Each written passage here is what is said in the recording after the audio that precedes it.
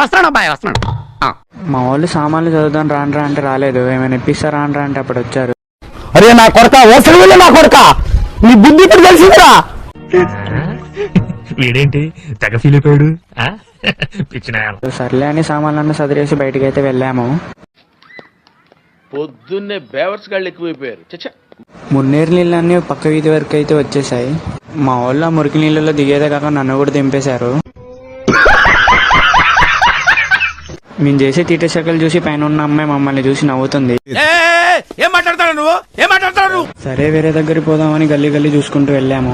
జనాలంతా ఏరు చూడడానికి వచ్చిపోయినట్టు లేదు, ఇదేదో జాతరకు వచ్చి చూసిపోయినట్టు అనిపిస్తుంది.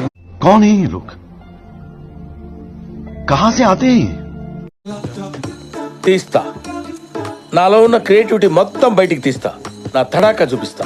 అందరి ఇల్లు మునిగిపోతున్నందుకు బాధపడుతుంటే మా వాళ్ళు మునిగిపోతున్నందుకు సంతోషిస్తున్నారు. ఈ దేశంలో పక్కోడు పని మీద ఉన్నంత ఇంట్రెస్ట్ సొంత పని మీద ఉండదు జనాలకి. చిచి, ఈ అమ్మాయి ఏం ఫీల్ ఉండదు మామయ్య. పొద్దున్నుండి ఆకలిస్తుందని టిఫిన్ షాప్కి అయితే బయలుదేరిపోయాము.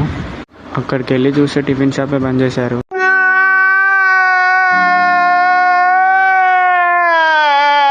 సరే వేరే దగ్గరికి వెళ్తే అక్కడ పూరి తప్ప ఏమీ లేదన్నారు. जानता हूं आपको कितनी दिक्कतें आई.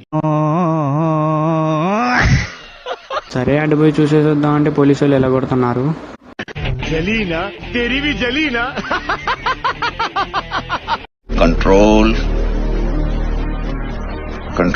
సరే అక్కడ నుండి అయితే వేరే టిఫిన్ షాప్ కోసం అయితే బయలుదేరాము. అక్కడే పోయి అడుగుతానేమో టిఫిన్ అయిపోయిందని చెప్పారు.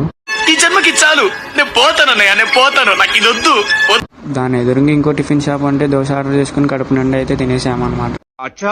మా తాతయ్య వాళ్ళ ఇంటికి అయితే వెళ్తున్నాము.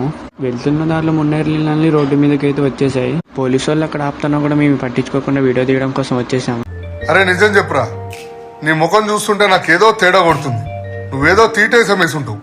ఏం చేసినావు చెప్పు. అంటే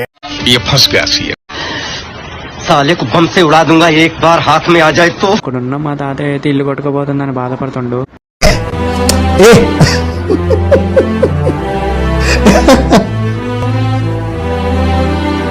మెల్లగా డాబా ఎక్కి అయితే వీడియో అయితే తీసేసాము.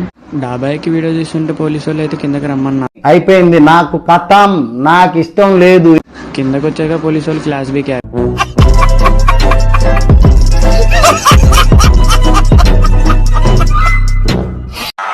ఇలాంటి చాలా ఉన్నాయి, ఇంకా దాచాం కుప్పలు కుప్పలుగా.